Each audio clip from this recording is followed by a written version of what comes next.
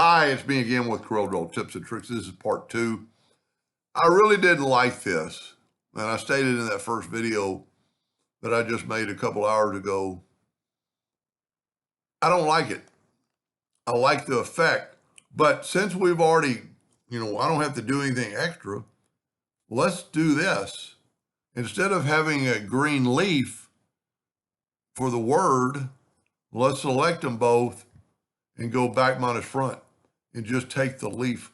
And now you got the leaf and the jagged edges and the word green written in it. And if you were going to print it, let's say they're going to print it on a blue t-shirt and then go object order back a page, the t-shirt would show through and you would have this very good texture of a leaf in the word green in it. I mean, I'm just suggesting blue. You could use, if it was, boy, look at that. Or maybe even a yellow t-shirt or a purple t-shirt.